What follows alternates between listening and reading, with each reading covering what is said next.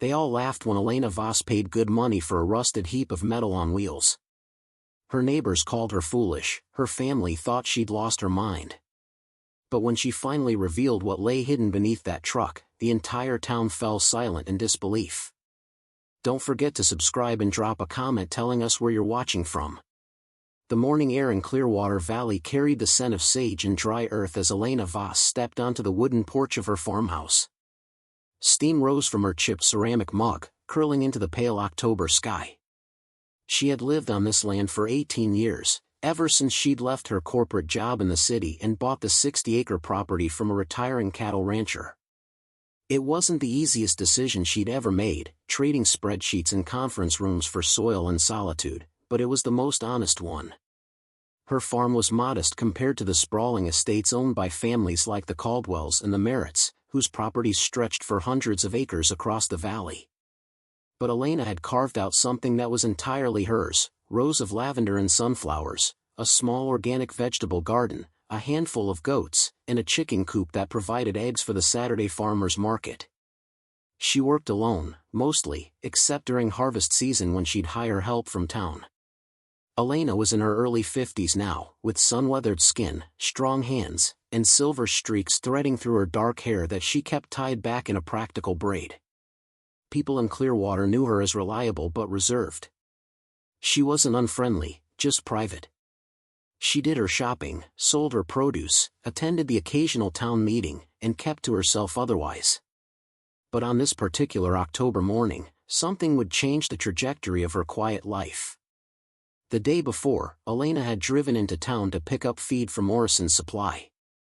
On her way back, she'd taken the long route past the old Bergman property, a place that had been abandoned for nearly 15 years after the family moved east. The county had finally auctioned off the remaining belongings, and scavengers had been combing through what was left. As Elena's truck rounded the bend near the collapsing barn, something caught her eye in the overgrown field. A truck. Or what remained of one. The vehicle sat tilted at an angle, half swallowed by tall grass and wild brambles. Its body was ravaged by rust, the metal eaten away until it looked more like lace than steel. The tires were gone entirely, leaving the frame resting directly on rotted wheel hubs. The windshield had long since shattered, and the cab was filled with debris, leaves, branches, and what looked like a bird's nest tucked into the steering column. To anyone with common sense, it was garbage. A relic beyond saving. But Elena pulled over anyway. She stepped out of her truck and walked closer, boots crunching on gravel and dried weeds. The vehicle was old, 1940s era, maybe earlier.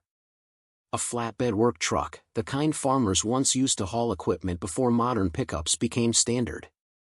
Despite the decay, she could see hints of its original construction: thick steel frame rails, reinforced mounting points, and a bed that had been built wider than typical models. She walked around it slowly, studying the way it sat, the unusual thickness of certain components, the odd placement of what looked like extra plating beneath the rusted-out floor panels. Most people would have seen a lost cause. Elena saw something else. Potential. The next morning, she returned with cash and made a deal with the estate liquidator. For $400, money she'd been saving to repair her barn roof, the truck was hers.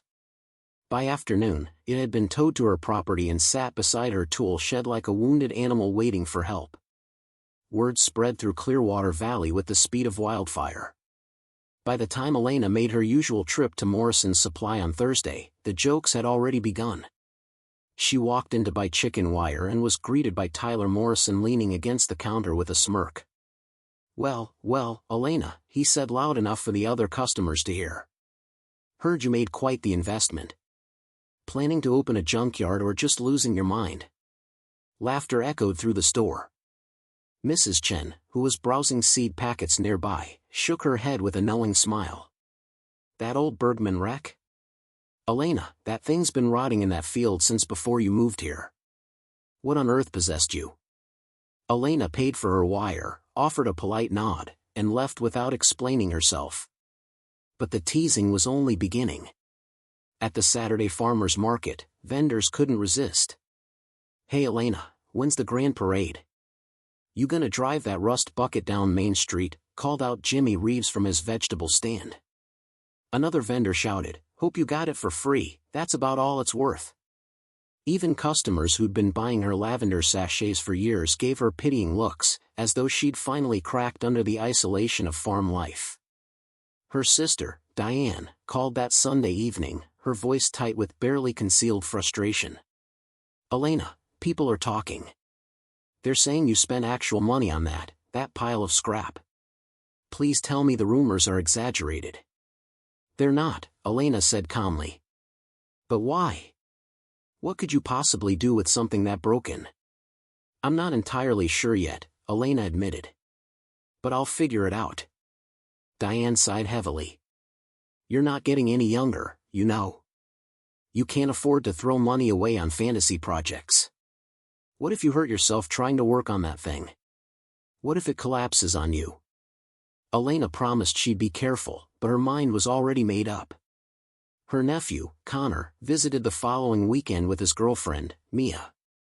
They'd come to help Elena repair a section of fencing damaged by deer, but the moment they arrived, both of them gravitated toward the truck.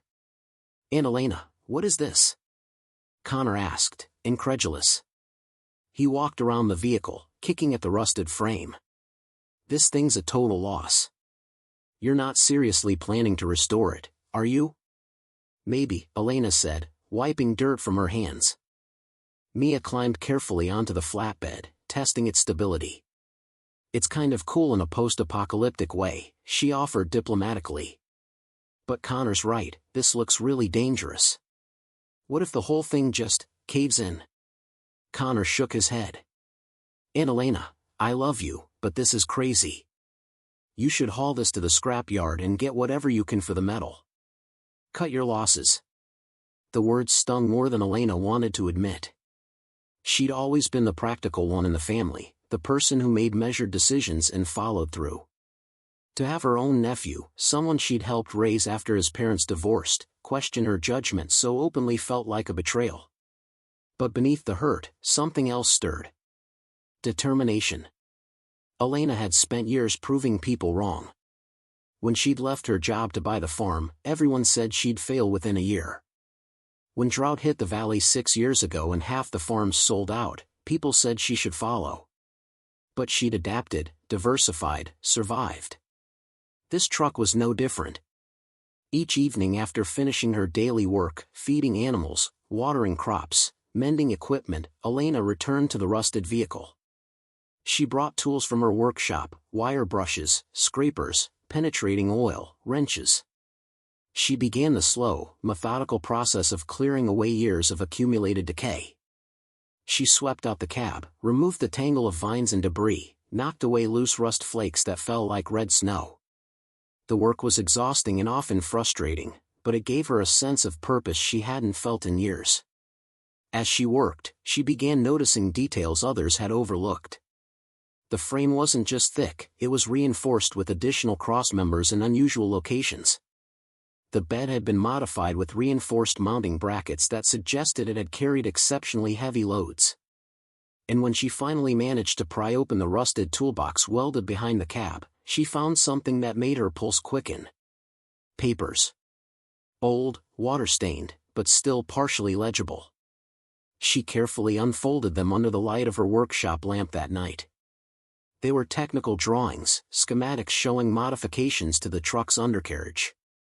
A hidden compartment system, reinforced with steel plating and designed to be virtually invisible from above.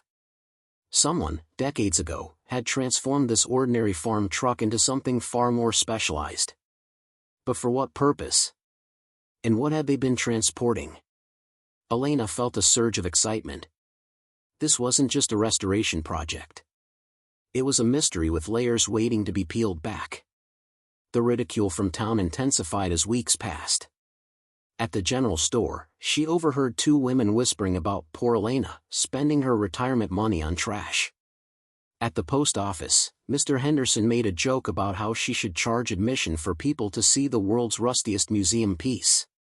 Even Father Miguel at St. Catherine's made a gentle comment during Sunday Mass about seeking treasure in unexpected places, and half the congregation turned to glance at her with knowing smiles. But Elena had stopped caring what they thought. She'd found something in those schematics, a hint of intentional design, of secrecy, of purpose. The truck hadn't been abandoned casually. Someone had hidden it, perhaps protected it, for reasons that remained unclear. Late one evening, as she sat on her porch steps staring at the vehicle illuminated by the workshop's exterior light, Elena made a decision. She would fully restore this truck. Not to prove the doubters wrong, though that would be satisfying, but because her instincts told her there was something important here. Something worth uncovering. The valley could laugh all it wanted. Her family could worry. But Elena Voss had learned long ago to trust her gut, and her gut said this rusted wreck was more than it appeared. She stood, stretched her aching back, and walked toward the truck one more time before bed. She placed her hand on the cold, rough metal of the door frame. "What's your story?" she whispered into the darkness. The truck, of course, offered no answer. But Elena felt certain that with patience and persistence, it would reveal its secrets. And so, while Clearwater Valley mocked and her loved ones worried, Elena committed herself to the work. Every evening, she would return. Every setback would teach her something new. Every layer of rust removed would bring her closer to the truth. The truck sat waiting in her yard, battered, broken, ridiculed. But no longer alone. For the first time since leaving the city all those years ago, Elena felt a spark of something she'd almost forgotten, the thrill of discovery, the promise of revelation, the quiet certainty that she was exactly where she needed to be. Tomorrow, she would begin in earnest. Tonight, she allowed herself to imagine what lay beneath the rust, hidden in the darkness between steel and secrets. The story was only beginning. The autumn days grew shorter, and with them came a rhythm that Elena Voss had not known in years. Each morning, she rose before dawn to tend to her farm, feeding the goats, collecting eggs, checking the irrigation lines that fed her lavender fields. But as soon as the essential work was done, her thoughts turned inevitably to the truck. It sat beside her tool shed like a patient waiting for a healer, its rusted body catching the slanted morning light in shades of orange and copper. She had cleared out the cab completely now, removing decades of accumulated debris. Bird nests, rotted fabric, broken glass, all of it had been swept away, revealing the skeleton of what the vehicle had once been. The steering wheel, though pitted with corrosion, still turned. The gear shift, frozen for years, had finally yielded to penetrating oil and patient pressure. Bit by bit, the truck was beginning to remember what it had been. But the work was brutally slow. Elena spent hours each evening scrubbing rust from metal surfaces, using wire brushes until her hands cramped and her shoulders ached. She documented everything in a notebook, measurements, observations, sketches of how parts connected. The technical drawings she'd found in the toolbox had become her guide, though much of what they depicted remained mysterious. The hidden compartment system beneath the truck bed was more complex than she'd initially understood, with multiple layers of reinforced plating and what appeared to be a manual release mechanism that had long since ceased. The mockery from town, rather than fading, seemed to intensify. At Morrison's Supply, where she went weekly for materials, Tyler Morrison had taken to announcing her arrival. "Here comes the truck whisperer," he'd call out when she walked in, drawing chuckles from whoever happened to be shopping. "Any luck getting that heap to move yet, Elena? Or are you still just polishing rust?" She'd learned to smile tightly and say nothing, gathering her supplies and leaving as quickly as possible. But the jokes followed her everywhere.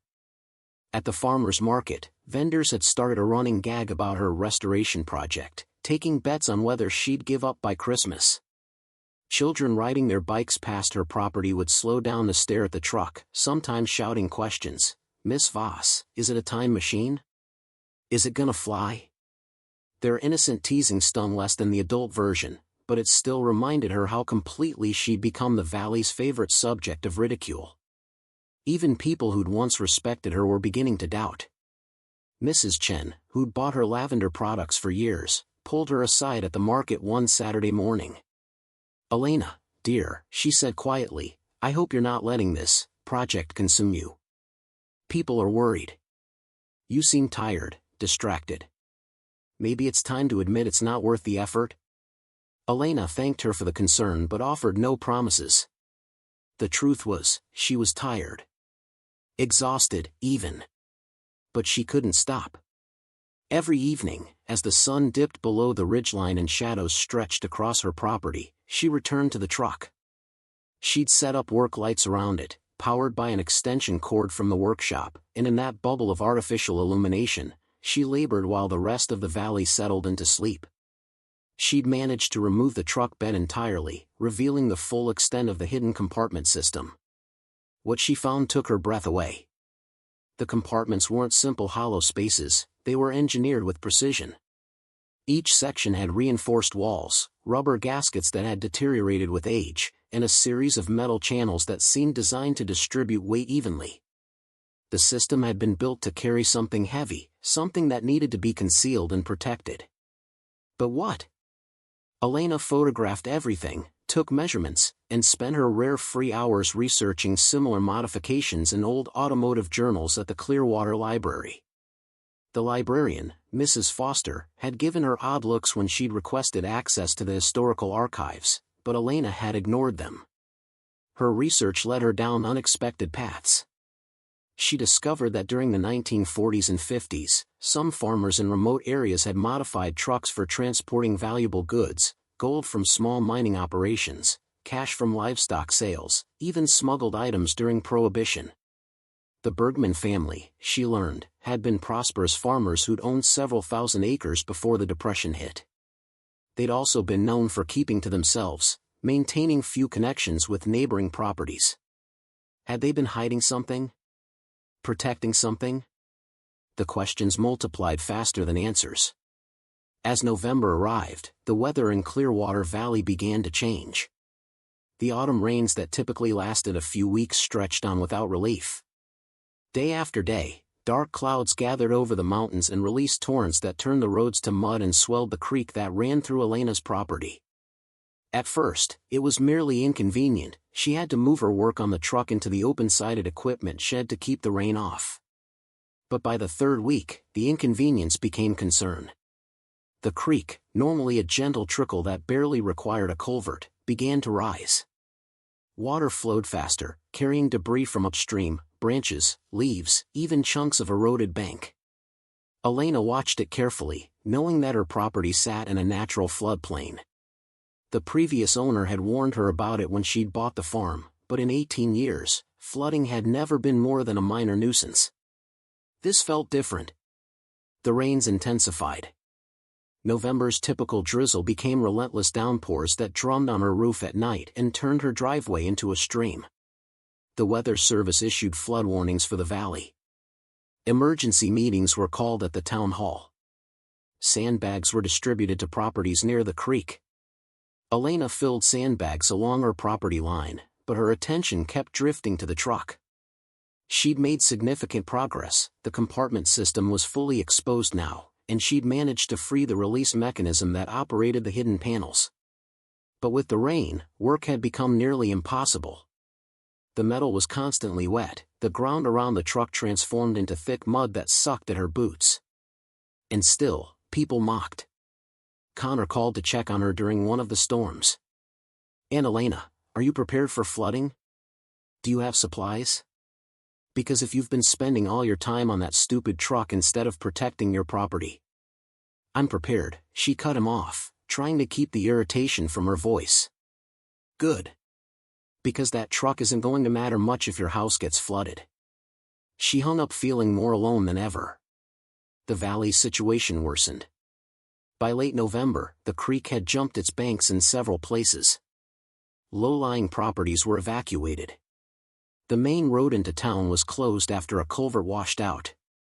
Families began moving livestock to higher ground, and emergency services set up a shelter at the high school for those who'd lost their homes to rising water. Elena's property, being on slightly elevated ground, remained dry, but just barely. The creek now flowed within 20 feet of her equipment shed, brown and angry, carrying entire tree limbs in its current. She watched it with growing anxiety, knowing that if it rose another few feet, everything she'd worked for could be swept away. Including the truck. The realization hit her with unexpected force. She'd spent months on this vehicle, endured ridicule and doubt, invested money and time and hope into understanding its secrets. The thought of losing it to floodwaters felt unbearable. But what could she do? The truck was immobile. The tires were gone, the frame rested directly on the ground, and even if she could somehow get it rolling, there was nowhere higher to move it. Her property's only truly elevated section was behind the house, but getting the truck there would require equipment she didn't have. For the first time since buying the vehicle, Elena felt despair creeping in. That night, lying awake while rain hammered the roof, she thought about giving up. Maybe everyone had been right. Maybe this had been a foolish waste of time and money. Maybe she should have focused on practical things, fixing her barn roof, improving her irrigation, saving for retirement. But even as the doubts circled, another voice whispered inside her. "You're close to something. Don't stop now." The next morning, the rain briefly cleared. Elena pulled on her work boots and walked down to examine the truck in the gray dawn light. Water pooled around its base, and the creek's roar was a constant presence. She walked around the vehicle slowly, studying it as if seeing it for the first time. And then she noticed something she'd missed before.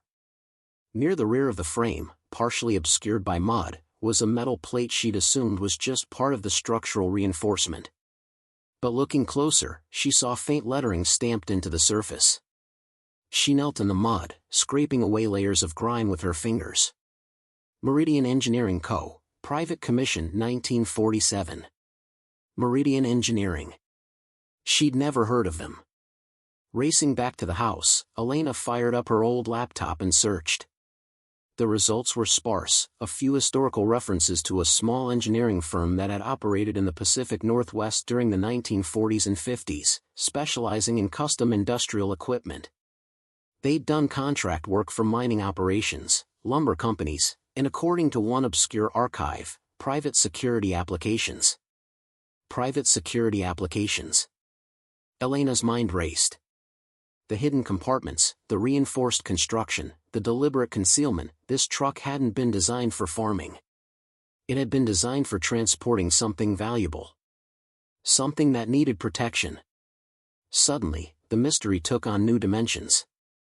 What had the Bergman family been involved in? What had they needed to move so secretly? She spent the rest of the morning searching through property records at the county assessor's website. The Bergman family had owned not just farmland, but mineral rights to several plots in the mountains above the valley. During the 1940s, there had been small-scale gold and silver mining operations throughout the region. Had they been transporting ore? Refined metals? Cash from sales? The questions consumed her, even as the rain returned and the creek continued to rise. By early December, Clearwater Valley was in full crisis. The flooding that had seemed like a temporary inconvenience had become a disaster. Entire neighborhoods along the creek had been evacuated. The elementary school was closed indefinitely after water damage. Businesses on Main Street had sandbags stacked too deep across their doorways, but water was seeping through anyway. The town's emergency response was stretched thin. Volunteers worked around the clock, but there were simply too many properties at risk, too many people needing help. Tempers flared at town meetings, with residents demanding answers and solutions that no one could provide. Elena found herself helping however she could, filling sandbags, delivering supplies to elderly neighbors who couldn't evacuate, offering her goat's milk to families whose grocery access had been cut off. But through it all, her thoughts kept returning to the truck. It was ridiculous, she knew. People were losing their homes, and she was worried about a rusted vehicle. But it represented something more than metal and engineering now. It represented persistence, mystery, purpose. It represented the possibility that her instincts had been right all along. One evening, after helping the Caldwell family evacuate their lower pasture, Elena returned home to find the creek had risen even further. Water now lapped at the base of her equipment shed, less than 10 feet from where the truck sat. She stood in the rain, staring at it, feeling helpless. And then, from somewhere deep in her memory, something surfaced. A conversation she'd had years ago with the previous owner of her property. He'd mentioned something about the land's history, about how the original homesteaders had built channels to divert water during spring floods. He'd pointed vaguely toward the back of her property, saying the old stone channels were still there, buried under decades of growth. Water diversion. Elena's pulse quickened. If those channels still existed, if they could still function, maybe she could redirect the creek's flow away from the shed. It was a long shot, but it was something. She spent the next 3 days searching her property, hacking through overgrown brambles and brush along the back fence line. Her hands blistered, her clothes were perpetually soaked, and twice she nearly twisted her ankle on hidden rocks. But she found them. The channels were there, crude but functional stonework that had been built decades ago, now choked with debris and earth. They ran from a natural high point on her property down toward a low section that would carry excess water away from her buildings. It would take work to clear them. Hard, exhausting work. But if she could do it, she might save not just the truck, but her entire farm. Elena had no heavy equipment, no help lined up, and no guarantee it would work. But she'd come too far to quit now. That night, standing in her workshop with the truck visible through the open door, she felt something shift inside her. The mockery, the doubt, the exhaustion, none of it mattered anymore. She'd been tested before, and she'd endured. This was just another test. Tomorrow, she would begin clearing the channels. She would work until her body gave out, and then she would work more. Because the alternative, giving up, admitting defeat, watching everything wash away, was unthinkable. The valley could laugh. The creek could rise. The doubts could scream. Elena Voss had found her purpose in that rusted truck, and she would not abandon it now. Outside, the rain continued to fall, relentless and cold. But inside her chest, a different kind of storm was building, one made of determination, stubbornness, and the fierce conviction that some mysteries were worth fighting for. The worst was yet to come. But so was the revelation. And Elena would be ready for both.